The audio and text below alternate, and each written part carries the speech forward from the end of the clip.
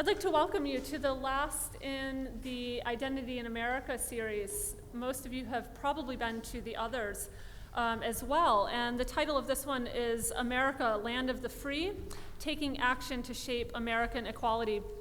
So I'm Natalie Bourdon. I am the chair of the Women's and Gender Studies Department here at Mercer, where I teach and also teach in the anthropology department.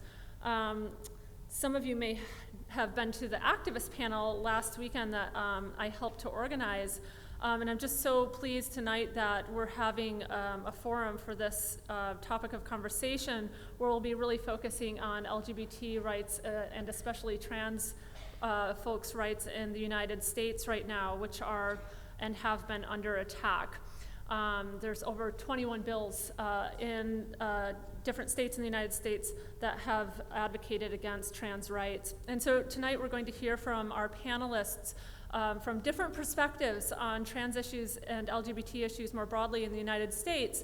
And I'll just quickly introduce each of our panelists and then start by asking each of them to speak on a topic. And we'll proceed in that way and leave enough room for questions at the end. So first, to my right, I'd like to introduce you to Chanel Haley, who works at Georgia Equality as a transgender inclusion organizer. She's volunteered with various nonprofit organizations trying to advance rights for the LGBT community for the last decade plus. Since 2010, Chanel's been the senior legislative aide to Georgia State Representative Simone Bell. She became the first African-American transgender person hired by the Georgia House of Representatives, assigned to 4 Republicans and 3 Democrats. At Georgia Equality, Chanel works on leading efforts towards non-discrimination legislation and policies in the broad areas of employment, housing, public accommodations, safe schools, and access to health care that are inclusive of transgender and gender variant individuals and communities. So please help me welcoming Chanel Haley. And next to Chanel, many of you may already know Rahcel Wilson, who is a Mercer alum. Rahcel is an outstanding individual, and she was a psychology and WGS double major, was one of the first folks inducted into the Phi Beta Kappa community, and served as the vice president of Common Ground, and was the first openly transgender student in Mercer's history. So please help me welcoming Rahcel. And then we have our illustrious Marianne Drake, and Dr. Drake has taught at Mercer in many capacities in the interdisciplinary program as one of the founders of the Women's and Gender Studies program, and has served in the Mercer Service Scholars Program, among many other different appointments. She was one of the co-conference chairleaders of the STOP conference to advocate against sexual trafficking, and has worked for years in AIDS advocacy in Macon. She has been so engaged in our community here at Mercer and beyond in the area of human rights that we have now an award named after her, which is titled the Marianne Drake Human Rights Advocacy Award.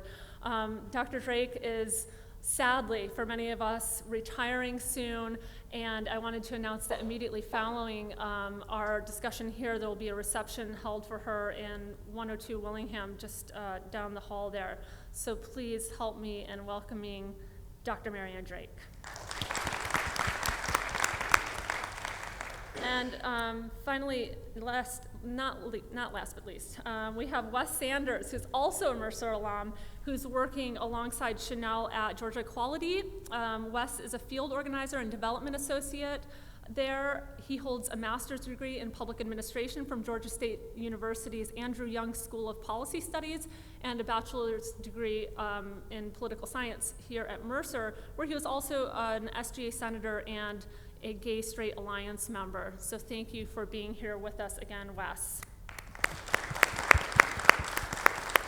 And finally, James Thair, who is a current student here at Mercer. He's a double major chemistry and WGS, love that, and the co-founder of Forge, Fighting for Our Rights and Gender Equality.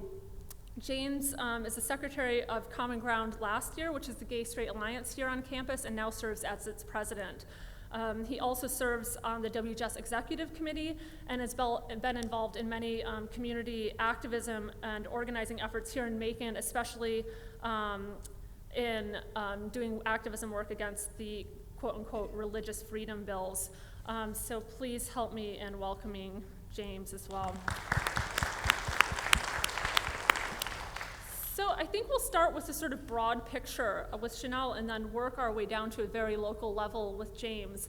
And Chanel, I was wondering if you could talk a little bit about what it means to be a trans person in today's climate, maybe especially after this political cycle here, and the understandings and controversies that are surrounding transgender rights in the United States, maybe talking about most of the pressing themes facing trans people today. There's a lot of questions. But I think that the number one is probably being on guard. Not recognizing or knowing or always looking to see who's an ally and who's an enemy. Because, you know, as you said before, is that around the country there's a lot of legislation going around that is particularly targeting the transgender community and specifically trans women, right? Because we talk about these bathroom bills, it's usually targeted towards trans women, and it's more about them saying who they think looks like belongs in a restroom. So recognizing that this is going on around the country, you know, it's a little different than for me when I transitioned 20 years ago, right? 20 years ago, for me, it was more about just trying to survive, where now, in trying to survive, what people didn't know what a trans person was at all. Jerry Springer was out, and so, and RuPaul was around, so that's just two images that you had. You had, you know, RuPaul and performance and floats and, you know, drag shows versus on Jerry Springer fighting, and everybody identifies as being transsexual and drama, and so it's all entertainment. But now that we have become more visible and are certainly trying to, you know, fight for workplace equality and fight for gender equality and fight to be allowed to go to a university. Back then, most universities would have said, no, you can't be here like that. So it's always being on guard, and then having to always educate people also. Educate a person about what it means to be transgender, what gender identity is, about the gender binary, what non-binary means. So this is something that I'm doing every single day that we have to keep doing and have to keep being in the forefront and be visible to be accepted. And as long as that keeps happening, I think that eventually we will win, but we will also, for now, keep having the pushback because people will prefer us to just be quiet and in the corner and kind of not talked about at all. Can I maybe just ask, I know you just said that trans folks are often having to educate people, but I'm going to use this platform to ask you that question again for a bit of education, because I think that a lot of us have been reading the news about North Carolina, especially it's very close to us, about the bathroom bills in North Carolina and elsewhere, and might still not fully grasp what that issue is all about. So could you talk maybe a little bit about why these bathroom bills are so exemplary of some of the oppressions and misunderstandings about trans folks in the United States? Sure. Well, there's a couple answers to that. Number one is the reason why it's so important for a person, a trans person, to be able to use a restroom that identifies with their gender identity is because I'm simply a woman. You know, the only reason why I even say I'm a trans woman or transsexual or trans or transgender is because there's typically is never a box to check on an application or an enrollment in school that has anything to do with trans. I identify as a woman. So I should be using the restroom with the gender that I identify with, right? That's number one. Number two is in relation to, specifically to the HB2, that legislation was actually a lot more broad than just targeting the trans community. And so it's important that other people know who are part of minority groups that if my community is affected and hurt and targeted, that it also is targeting your community too. You know, religious freedom has to do with, the legislation around religious freedom also encompasses, you know, I don't support you because you are a divorcee, or because you are a single parent, or maybe because of the clothing that you wear, or because you're a woman that works. So we're all in this together along those lines around discrimination and religious exemption, quote unquote, legislation that comes around about. And I said before, when I'm talking about these bathroom bills, again, this is a target of saying against transgender women, saying that somehow we are perverts and that we're here to hurt children. I go in the restroom just to use it. I was using it before the legislation came around. No one talked about it then. So this is a direct retaliation after same-sex marriage came around. And this is a community that they knew was small enough that they could target. And in some places, they've allowed that to happen. And again, this is about who you think looks like should not be in the restroom, because I've been using the restroom, women's restroom, the entire time I transitioned, again, which was in 1997. So no one said anything then, no one said anything until 2014 or 2013 when the first bill came out. Who did you care about then at all that time? Mm-hmm. Yeah, thank you very much. You're welcome. Got some fire. So I was wondering, Rahcel, if you could tell us a little bit, since I've just announced that you were the first openly trans person on Mercer's campus. I was wondering if you could talk a little bit about that experience, especially in relation to how you think university campuses, administration, faculty, and students, what they could do to improve the quality of life of trans persons and trans students on campus. Okay, is this loud enough? All right. Well, sorry that I broke Mercer's 180-year streak without a trans person. It was impressive, but not really when you consider that this was a Southern Baptist university. In fact, when I first got the application for this place, and I Googled it, and I saw what it was, I threw the application in the trash can.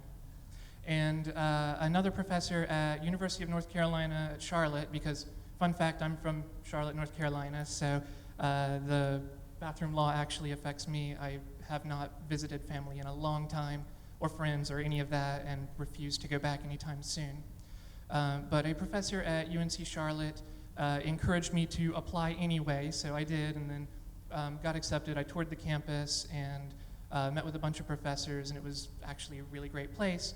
So I came here, and I was worried about housing, primarily. I was worried about being given a guy roommate, and I knew that they wouldn't room me with the other girls. I knew that wasn't going to happen, and I actually did eventually ask and was told explicitly, no, that's not happening. But I asked to be just given my own room. And Mercer Housing, to their credit, did say yes, but they also said that they demand documentation for any housing requests. So I had to get documentation proving that I was trans. And what that meant at the time was that I had to go find a therapist to write a letter diagnosing me with gender identity disorder.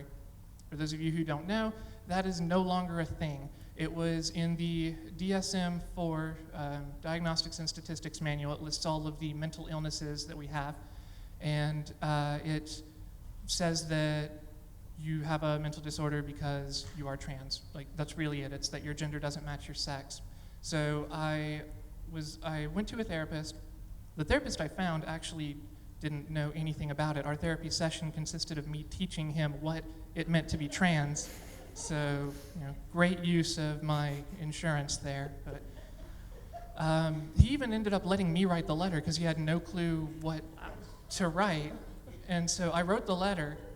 So if anyone who was in Mercer's housing department then is still here, that was my letter you wrote, minus the diagnosis. That was him. But I was given my own room, and that was helpful. My own room, however, was in the boys' freshman dorm, Plunkett Hall. I was given the handicapped room on the second floor, which made very little sense to me that a handicapped room existed there, but it did. They gave it to me because it had its own bathroom, and so I thought, hey, that's great. I don't have to share a bathroom with anyone else. I'll be fine. The bathroom was at the other end of the hall, turned the corner. So I had a separate key for my bathroom, and every morning I got to go walk past the guys' lacrosse team on the hall and go shower and then come back. It was very uncomfortable. Thankfully, the then president of Common Ground he wanted to write an article about me in the Mercer cluster. The article was pulled by the administration, and they instead asked to see me personally. So I went and I met with the dean of students. He said he wanted to talk to me personally about the housing issue, so we did, and he agreed to let me have a recently vacated apartment to myself on the other end of campus. So that was helpful. It took care of my housing concerns. The other concerns that I had in freshman year were bathroom use, which we were just talking about a minute ago. I didn't know what bathroom I could use, and luckily the Women and Gender Studies department was very fine with me using the women's restroom in Groover Hall. So I would, regardless of where I was on campus, I would walk to that specific building if I needed to pee and go to a women's restroom there and then be on my way and just continue out with the rest of my day. And the other concern was employment. I worked as a tutor in Ingram Pike Elementary School, which is directly behind campus. And on my first day at work, or rather, as I was about to leave for my first day at work, I got a call that the Bibb County School Board was uncomfortable having a trans person teaching their students, and that if I was going to work for them, I had to use the legal name and sex that were on my ID. So at the time, I had not yet changed my name, so I had to use the wrong name at work. I also had to use masculine pronouns. I wasn't allowed to say anything about gender, not that I really was going to. I was a math tutor, but I wasn't allowed to.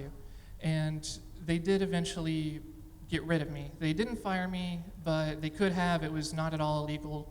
So they got rid of me as a tutor, and I could not find another student job for about a month. So I went back to see the dean of students again, since he had been helpful before, and this time he made a few calls and he got me a job working in the marketing department at Mercer, where my supervisor was then a very open lesbian and was perfectly fine having me there. So the administration has been helpful. I did have a few problems, but they helped me out a bit. As far as recommendations for the future, because I think you asked about that, right?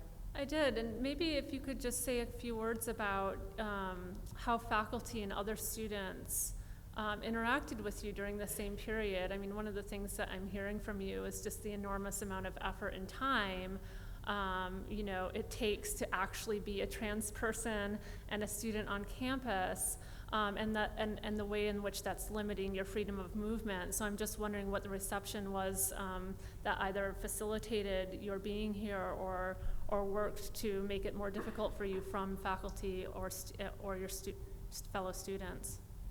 I'm sorry that I'm not giving you professors your due credit. You all were fantastic.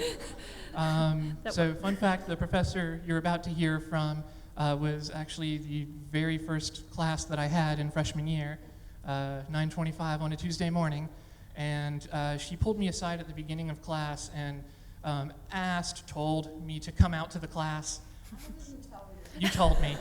So I did, but she was fantastic and got me involved in Common Ground, the Gay Straight Alliance that you'll hear more about from the president down the line. Thanks to Common Ground, we just met once a week and we talked about current social and political issues affecting the LGBT community. And it gave me a sense of community, gave me friends who were very supportive. The professors, really, I think every professor I've had, or almost every professor, has been very supportive, used the correct name, correct pronouns, and that's pretty much all I ask. Not made a point of singling me out, aside from pulling me aside and demanding that I come out. So it's been fine. The professors and the students were all great, and I'm picking on Dr. Drake a little, but she was awesome. You'll hear from her later. She's great.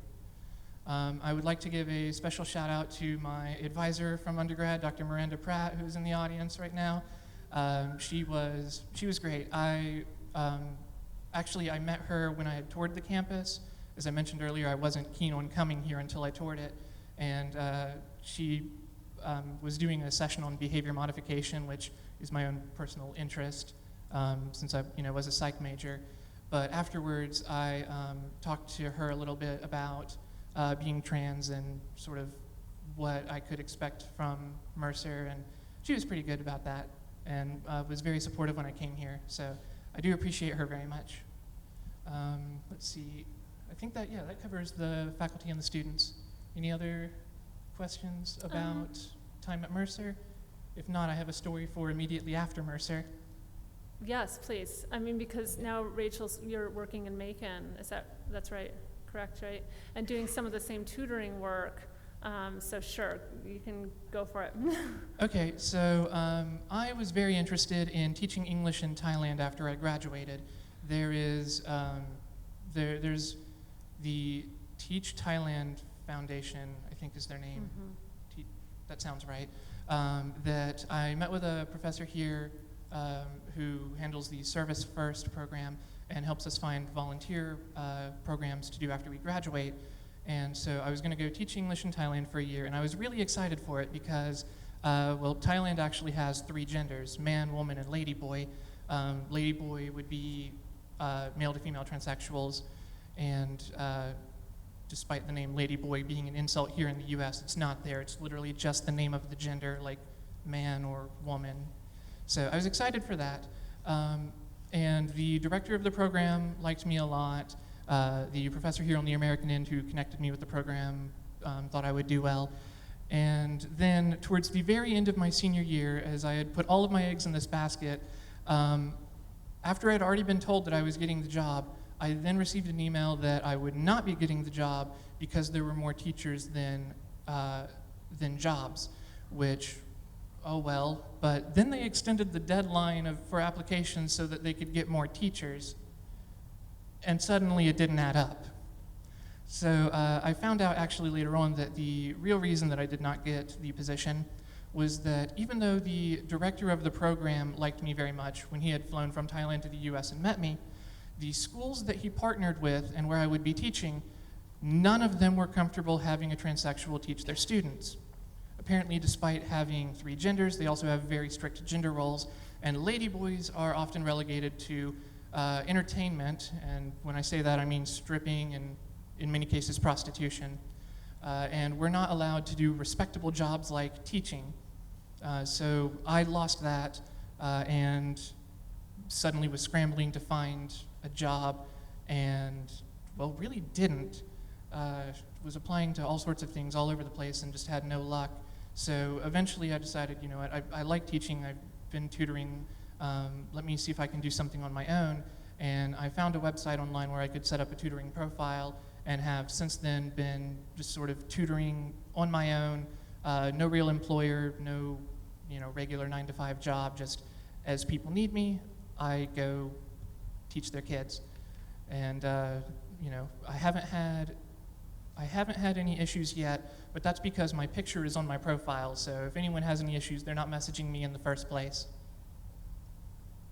But yeah, I have lost a few jobs now for being trans, tutoring in freshman year, teaching English in Thailand after I graduated.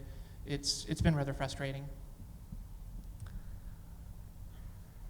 I just have to say thank you, each of you, for being willing to come up and share, really intimate and personal stories.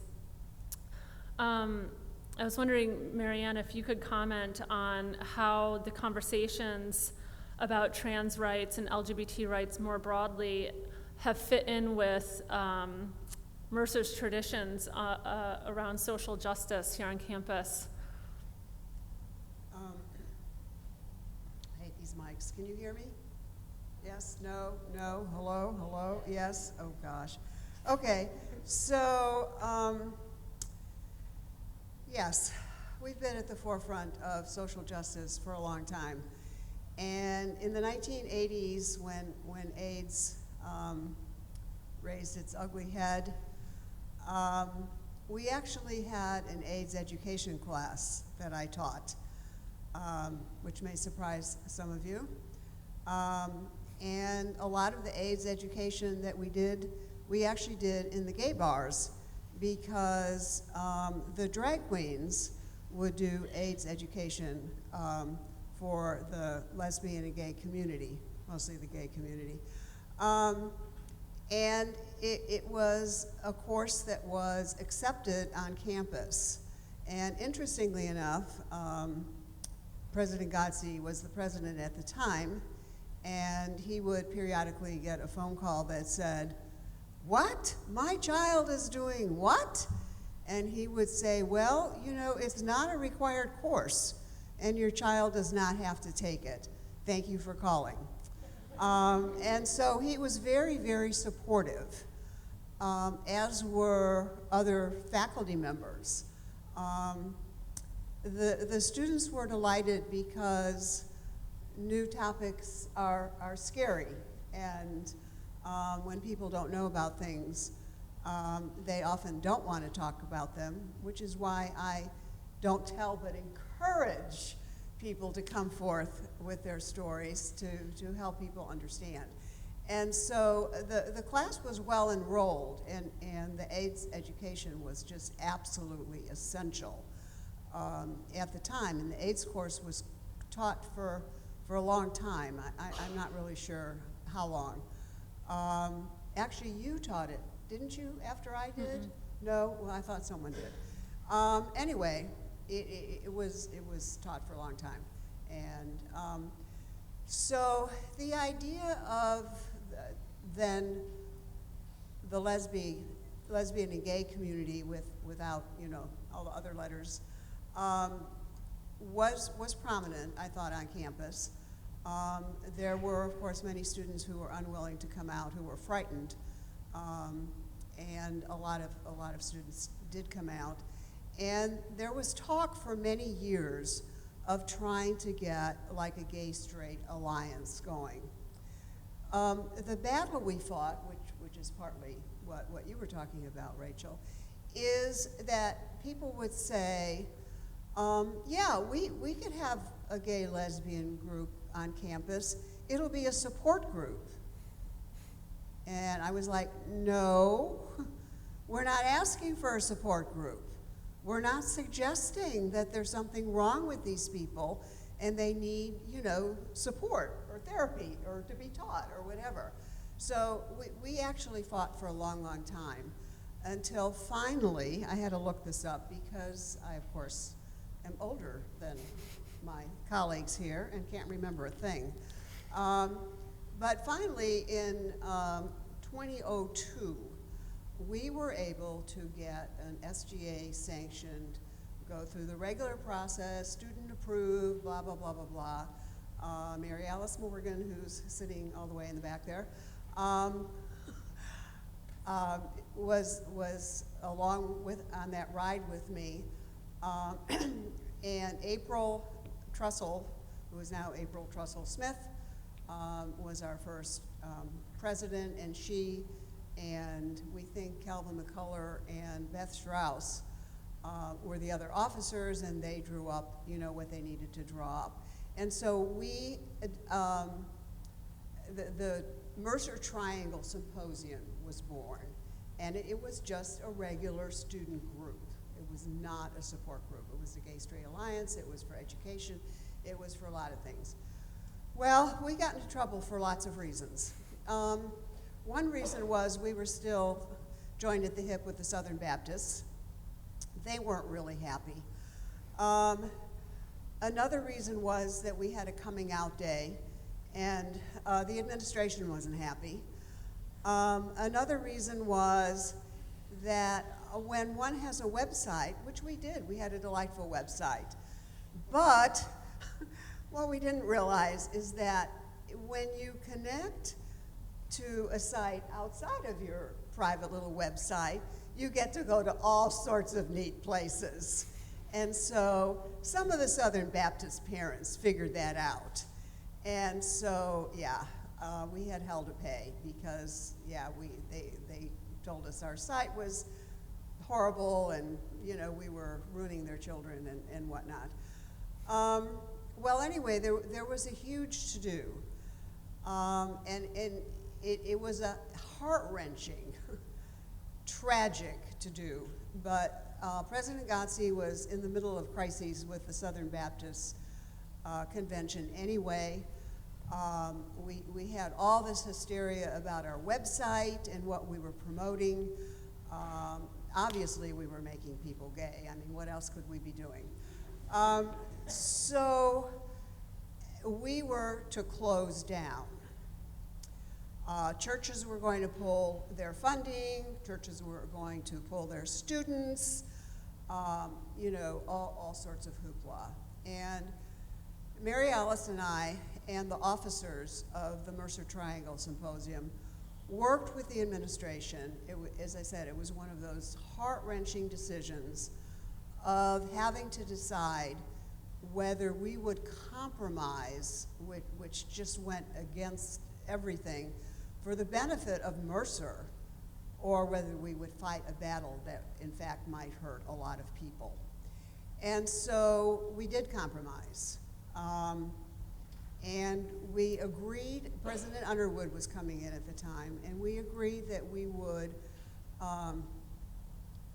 stop the Mercer Triangle Symposium, that we would take a year off, and then, in fact, we would reemerge, and that was when Common Ground came into being.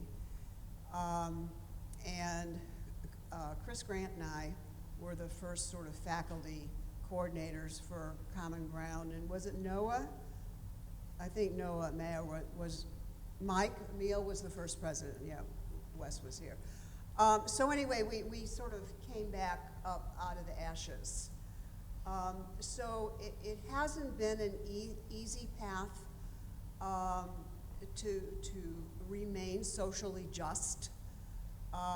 We had some battles to fight. We had some language to overcome. But I must hand it to Mercer.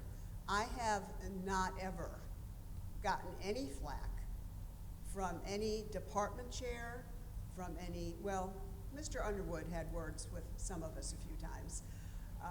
Chris Grant, my partner in crime, were called into his office because we were going to have a drag show, and he didn't think that was a good idea. Yeah? Huh? Sorry, that was me. That was you. Anyway, so, you know, we've had some issues. But I must say that, you know, the bottom line is, although we haven't done everything that we can, we certainly weren't prepared for the addition of transgender students and the whole issue of transgender on campus. We should have been, but we weren't.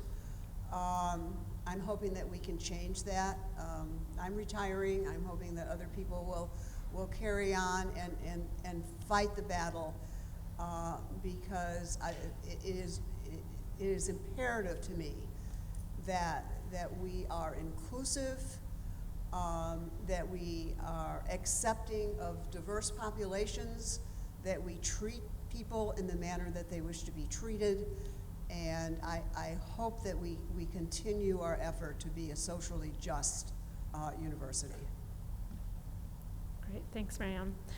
I think we'll zoom out a little bit, and I'd like to ask Wes a couple of questions about your work at Georgia Equality, especially about how trans activism fits in with your broader work and what you're doing on both the state and national level to promote trans folks' rights. Sure, yeah. I'll split this question with Chanel, since she is our transgender person on staff who does this as most of her work, but even Chanel being on staff is sort of part of this broader movement in LGBT activism to sort of recognize that for a long time we said LGBT, but what we really meant was LG and sometimes B. And the T was silent as sort of the running joke among LGBT advocates. So there was this moment where all of us sort of realized, okay, trans work is very important and it needs to be prioritized. And then we looked around the conference table and there were no trans people. And so Georgia Equality certainly, and then I think a lot of groups nationally that work on the national level and the state level all sort of began to make that switch. And I certainly don't think it's done all the way yet. You know, I think with Obergefell and other decisions on the national level for gay and lesbian folks, we have a lot more work to do on trans rights, and part of that is to keep lesbians and gay men interested in the work to be done, right? Like, it no longer personally affects you because you're not a transgender person, but you are part of this broader sort of queer liberation movement, which is weirdly where we started calling it, and so we've gone away from that, but let's hopefully get back to it. So at Georgia Equality, we work on the state level. We don't do a great deal of work on the national level, although certainly with federal funding for HIV programs, we work on the national level. I would encourage people in Georgia to be in touch with their members of Congress on that issue. But we work mostly at the state level and local level. So Chanel does a great deal of work with individual organizations, local governments, schools on their trans inclusion, and then I work sort of on our communications and support our lobbying efforts at the state capitol, working specifically on non-discrimination and unfortunately for the past several years pushing back against what have been called religious liberty pieces of legislation, but are very much just anti-LGBT pieces of legislation, unfortunately, just under a different name. And so we've been very fortunate in Georgia in that we have not had one of these pieces of legislation become law. Last year we had a pretty terrible bill pass both houses of the legislature, starting out as the Pastor Protection Act, which in its original form just said that clergy members do not have to perform marital ceremonies for couples that they have religious disagreements, which, surprise, is already the way it is without that law. So we were all sort of like, well, that's a silly bill, but if you want to pass it, fine. And it passed the House and then went to the Senate, and the Senate tacked on. This is where it actually got quite bad. And then that went back to the House and passed, but we were lucky enough to get a veto from the governor's office, who is also a Mercer alum, so that was sort of a fun connection. I wrote him a nice letter and included my CLA 2010 at the bottom. I did not get a response, but presumably he saw it. So we've been playing a lot of defense the past several years, and this year was the first year that we've been able to sort of move to an offensive sort of posture and pushing for an active non-discrimination piece of legislation in Georgia. Unfortunately, like most states, there are, and many other states, there's a civil rights legislation that can just be amended to include LGBT people. We don't have that in Georgia. Somehow Georgia got out of the 50s, 60s, 70s, 80s, 90s, early double aughts, and never passed a piece of civil rights legislation. So it's a bigger lift in the state of Georgia, but is providing a nice opportunity for us to sort of work intersectionally with other marginalized communities on what this bill should actually look like to protect everyone. And so we're working on that. It will take a lot of work, but certainly 2 pieces of legislation were introduced in that vein this year, and we'll continue to push those in the coming years and hopefully eventually secure a civil rights bill for Georgia. So that's what we're working on at Georgia Equality now. Did I miss anything, Chanel? No, you got it. You didn't name the bills, but it's okay. But to be very specific about where I come in and what I do around the state of Georgia is first of all, it's about visibility. So having people interact with a trans person.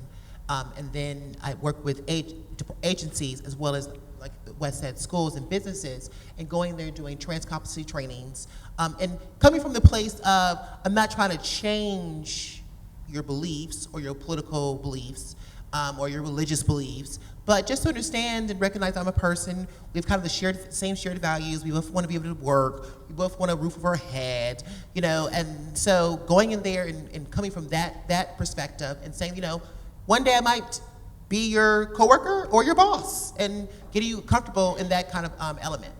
Yeah, I was going to ask after Deal vetoed 757, what kind of local efforts you were doing, but how have those been received, Chanel? So we were lucky enough. I mean, our strategy is that the business community really stood up for us, and so that was great, and that's what we've been doing and winning against those type of legislation here in General Assembly in Georgia. So businesses have been supportive in the sense of allowing to come in, especially ones that have ERGs, and doing trainings and having the dialogue. But what I will say, where the lack always is at, is that even places that have excellent policies, there's usually a gap in there about implementing the policy.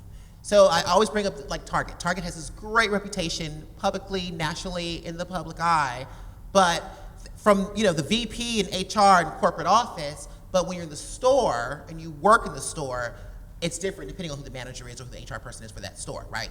And so that's the same way it is everywhere. The first thing I did at actually Georgia Quality was, excuse me, I recognized that Kennesaw State, after they had merged, they was with Southern Polytech's diversity, non-discrimination policy was way more inclusive. We included gender identity. Kennesaw's did not, and brought that to Kennesaw's attention, and there was some pushback there. They were like, we don't know if we want to adopt that. Eventually they did, but even something that simple to where it's really they're adding one, because they had sexual orientation, but it was gender identity. They wasn't sure if they wanted to add that in there. There was some battle between their president's board. That's what it's called. But the same thing when it comes with businesses. Everybody wants to most people will put it on paper, but when it comes to actually implementing it is where the challenge comes in at. And I think that's what you heard Rahcel was talking about when it comes to, getting a job. Sure, this job says we're inclusive, but will I get through the doors of making it to the interview, and then if I'm an interview, will I get hired? That's the same thing across everywhere, whether it's employment, whether it is an affirming church, whether it is an agency, if I need to go somewhere and get food stamps, or housing. Housing is a huge, huge, huge one.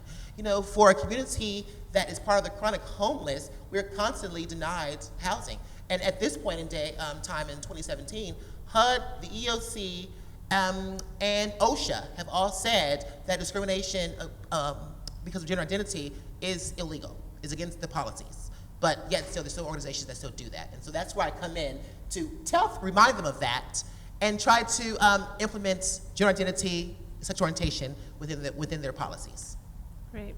And so finally, James, since you have boots on the ground here at Mercer, I was wondering if you could talk a little bit about what kind of advocacy and activism exists for trans people here on campus, and what some of the initiatives are that faculty and students on campus could plug into. Okay. Can everyone hear me? Okay.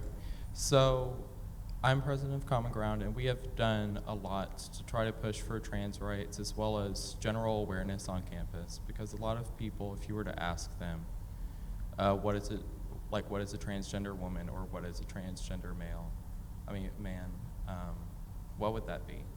A lot of people would not know what exactly that is. So to kind of help combat that, we're bringing back the safe space training under the new name of Rainbow Connection, and as a way to kind of educate professors on what does the terminology look like, how have the times changed, what does it mean to someone if they were to come to you saying, I am trans, how do I deal with my roommates, how do I come out to my roommates? Also give professors a general knowledge on how to kind of help these students. Like coming out as trans or gay or bi or lesbian is not easy in any way. So having that support from faculty is very important. And with the bills that were just recently coming out, we were also very concerned. We got a lot of information on it. I started my activism when a protest against this bill was in process downtown.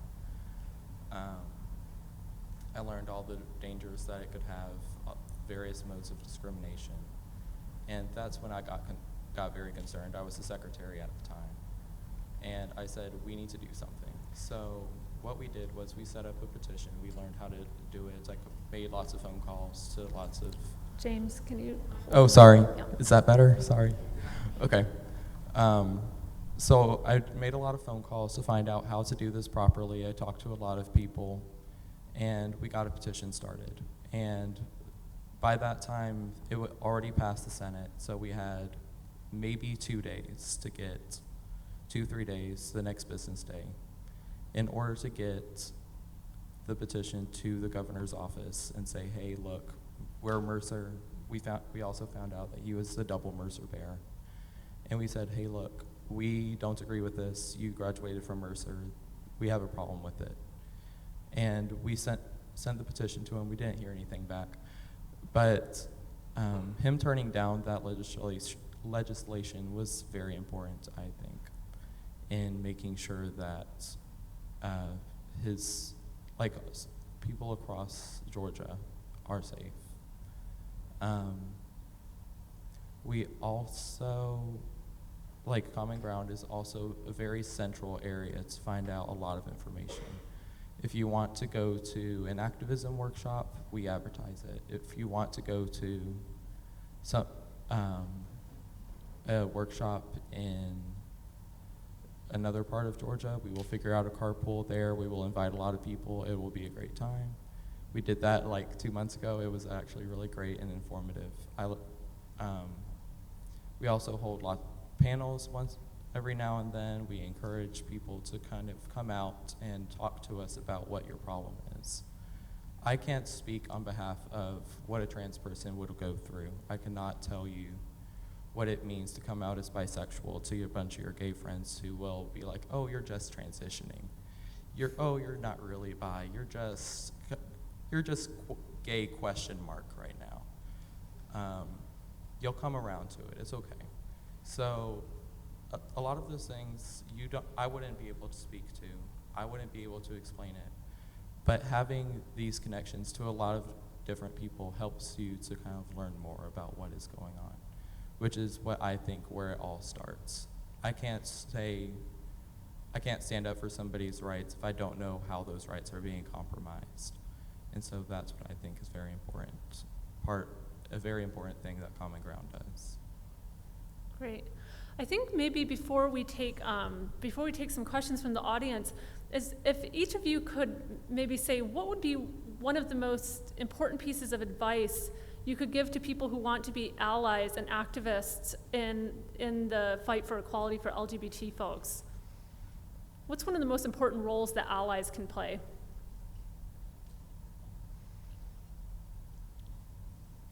I definitely think right now, this climate in Georgia particularly, being a voice vocally within the media, in blogs, in newspapers, of sitting there and saying, hey, this is my story. No, I'm not trans, which is important because a lot of times people only listen to people that look like them and they can relate to. So acknowledging and saying that you are a cisgendered heterosexual white man living in rural Georgia somewhere really plays really well to that cisgendered white heterosexual legislator in the state capitol that is making the rules and laws for our community. And saying to them, hey, I know a trans person, or my child is trans, or neighbor, or however the relationship is, and they're normal people just like you and and I'm standing up telling you that what you're doing and what you're saying against or about them is wrong. So being a voice, standing up, educating, and that to me is being the best way of being an ally right now. Great. Vote Democrat.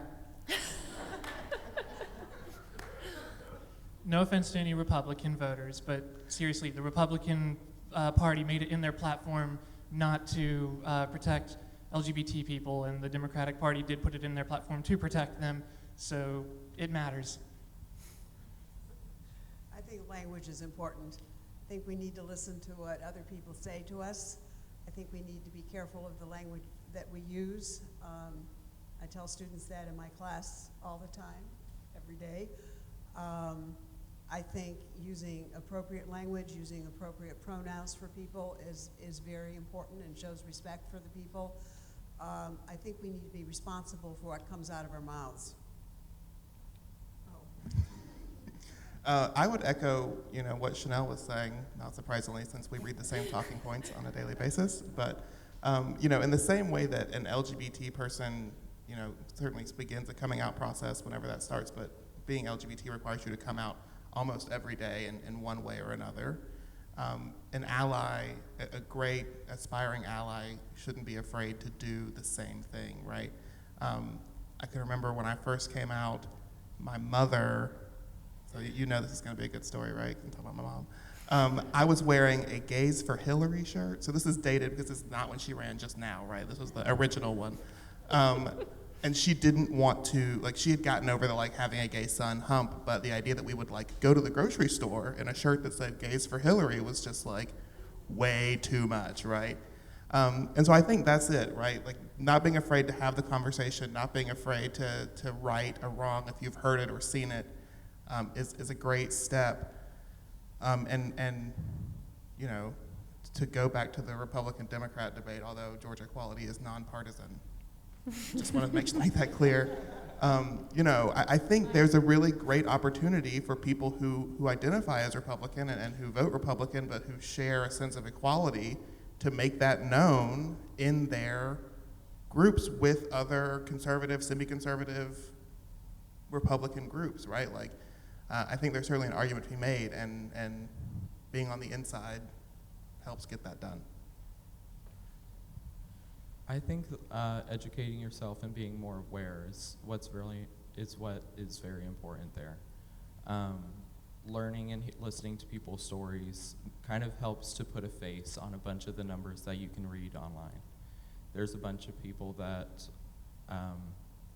people in the LGBT community are more likely to commit suicide, harm themselves, etc. Hearing those stories kind of helps to put a name to the number. And like, if not, you'll just read a number like, oh, that could be anybody. Like, one in however many people might harm themselves on the regular, or etc. But when you say, wait, that could be half of this room, or it could be in your classroom 2 of the people, and you don't necessarily know about it, that is very important to me. Like, sharing your hardships and your stories is important as well, and kind of helping to extend and say, hey, I know somebody that may do this, or I know somebody that fits into what you're talking about and you're making fun of them. Please stop. Great. I think we have time for some questions from the audience. If you would come to the microphone, which should be set up, Johanna. Yes. I have a two-parter, actually. So the first is for anyone who wants to answer, and I'd like y'all to talk a little bit about why LGBTQ rights are a human right and not just a social issue. And then the second part is for Dr. Drake. If you could talk a little bit about the We Are Mercer campaign, and how that brought students together with the Mercer Triangle Symposium despite political beliefs. You look really confused. You can't hear me? Can you hear me now? Yeah. Okay. Can y'all talk first about why LGBTQ rights are a human rights issue and not just a social issue? And then can you, Dr. Drake, explain the We Are Mercer campaign and how it relates to the first question? So LGBT rights is a human rights issue because it affects all communities. So as a LGBT person, as a trans person, I'm also African American. I'm also a Democrat, even though I work for a nonpartisan organization, you know. I also am a constituent of someone's, I am a child of someone's, you know, so on, right? Like every other person in here. So it transcends across just fitting into one box. We're human beings, you know, and I'm gonna go back to, you know, my hero, Wes's hero too. You know, women's rights is a human rights issue. So is LGBT rights. It's a human rights issue because we're human beings and we all share the right to equality and equity.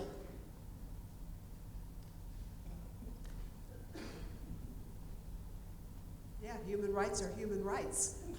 Can you tell us about We Are Mercer? Yes, after we had that heartbreaking, heart-wrenching terror situation of having to agree that the Mercer Triangle Symposium be closed down, and that we would wait the year before we could reemerge as common ground. The students actually, on their own, they were moved by the ridiculous situation that we were in. They were moved by the emotional trauma that those of us who were faculty advisors to the Mercer Triangle Symposium were going through. They were moved by the emotional trauma that the officers were going through. And students got together and started the We Are Mercer campaign, and they made buttons that everyone wore. And if I still have my office, which I don't have since I'm retiring, I still had one of those buttons, you know, until I had to empty everything now.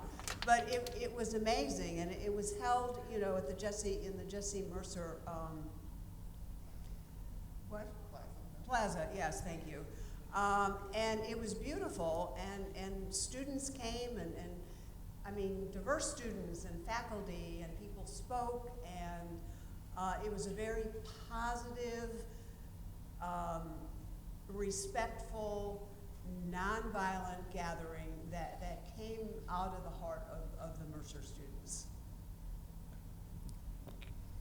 I would just add to Hannah's question, not the We Are Mercer thing happened the year before I got here. So of course I was following this as a closeted student in high school, absolutely petrified about what my freshman year at Mercer would look like. But the LGBT rights as a human right thing for me is important because as far as I can tell, homophobia and transphobia are all at their core based in misogyny. So, you know, it's on this expectation that I as a man should act a certain way, which means that you as a woman should act a certain way and play a certain role. And so that's how I see it, right? Like work for, you know, we can talk all we want about, you know, countries in X portion of the world treating women a certain way, right? Which is terrible. But we shouldn't be afraid to look sort of within and say, okay, well, what we're doing is actually based on treating women a certain way also. Other folks with questions?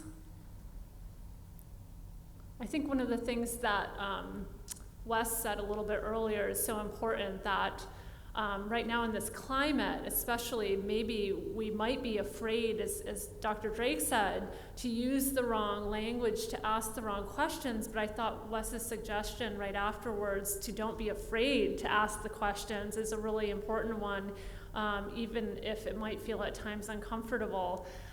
So if there are any other questions, we'd be happy to take those. This is a safe space.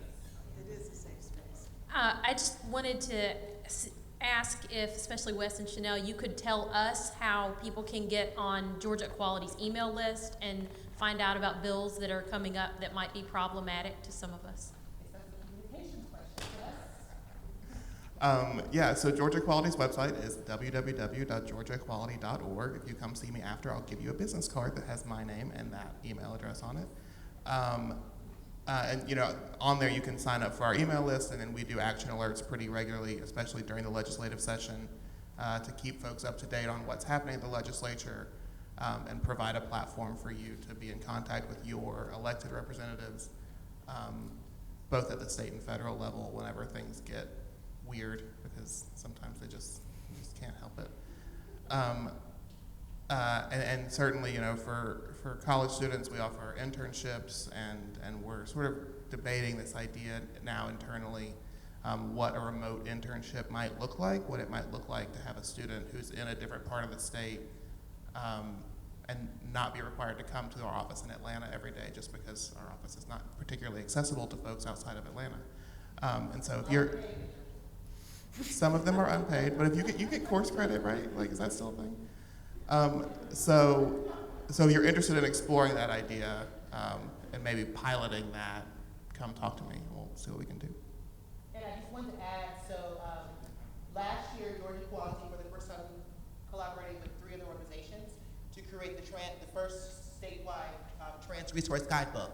So I have like 4 or 5 of them here, but you can download it from Georgia Equality's website for free. It's a PDF form under trans advocacy. And what this is, it's kind of a resource guide for if you're transgender or gender nonconforming, and you're looking for services. So it's whether it's for a good medical provider, or a store or housing. It's across the gamut. And so one thing I want to make very clear, though, is because when I came with the idea, we was trying to create this, we said it's going to be trans competent agencies and organizations. What we realized is so, you know, my experience going into somewhere, to the same exact place, may be very different than Rachel's experience. So that wouldn't be fair to say they're trans competent, but they are all trans friendly. And again, this is statewide, and we're always looking for submissions every year. So if you know an agency, if you go off and working somewhere, or you want somewhere to be included, please email me or Georgia Quality Info website to try to get that in there, okay? Right. And I think I want to plug James here for folks who want to be engaged on the Mercer's campus, and he's clearly connected with the Georgia Equality folks. Recently we had an activism workshop, and James was spearheading the LGBT group, and Common Ground and Forge, and that group, which you can look up on Facebook as Activism 101, will be plugging into stuff in our local community. Yeah. Hi, I'm Jane. I want to make a little point about the idea of support. I'm a PFLAG mom, and I think most of you know that's a parents and friends of lesbians and gays. And my experience is that as a mom, you realize this is my kid, I love him, I love her, she's normal, but the rest of the world may not think so. And in that sense, I think there needs to be a support component to whatever organization. And my experience as a PFLAG mom is people would say to me, I wish my mother would watch my lesbian team play soccer. Or I wish my mom would march in the gay pride parade. It breaks my heart to hear them say that.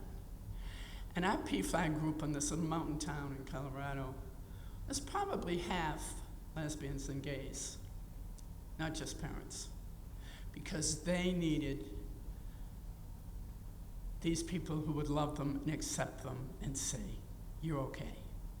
And oftentimes, it wasn't their own family. So I want to put in a word about support as part of the role of these groups. Thank you. That certainly helped me a lot in Common Ground when I first got here. I would, from my own personal experience, I would say that a lot of my friends, and myself included, did not have the parental support, so your kids are lucky. My parents cut me off financially after I changed my name, so they suck. But yeah, no, there is benefit to having a support element to the groups, just to have a new family if yours does not accept you. Although, from what I've heard from my younger sibling, my parents have come around since then. Well, my mom has, my dad not so much. So little plug right here. My younger sibling is also trans and is agender specifically, and has a YouTube channel talking about that in case you want any more information. Chandler N. Wilson on YouTube.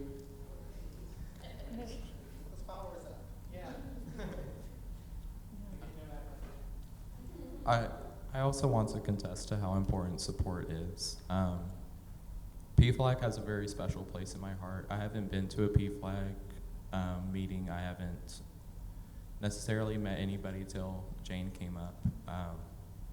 But showing support is very important, because you would be surprised how many people do not have that support. Most of that support may come from themselves. That's hard for a lot of people to do. Most of their support may come from their friends, which, again, you have to seek, you have to look for. That could be hard. It's not quite the same as having a family member in a home base to kind of go back to and completely be yourself. So doing the best that you can to offer that support is beyond words. I can tell you the first time I went to Atlanta Pride and I saw the PFLAG parents come by, they were holding signs saying, I love my trans daughter, I love my gay son. Those words have really struck hard to me, because I don't necessarily have 100% of that level of support, and walking down the street with like my family members with like huge signs saying how supportive they are. Granted, a lot of people might not be comfortable giving that level of support, but it really means a lot when you do. I certainly didn't mean to imply that support wasn't important. And I have tried to be supportive with folks with HIV for years and years and years. My point was that the purpose of a campus organization that the students wanted was, in fact, a freestanding group, just like every other student group, sort of like human rights. They wanted a student group, and they wanted it for lots of reasons. Yeah, you had to have drag shows, right? And yeah, support was included in there, but the idea of having it just be a support group wasn't what they or we had in mind. Certainly support is absolutely essential, and there was support. In many ways, we have a very liberal faculty here, and many faculty were supportive all the way around. So yeah, I mean, I understand that. But again, the purpose of the first Mercer Triangle Symposium group was to be an SGA-approved student group like every other student group. Thank you, Marianne.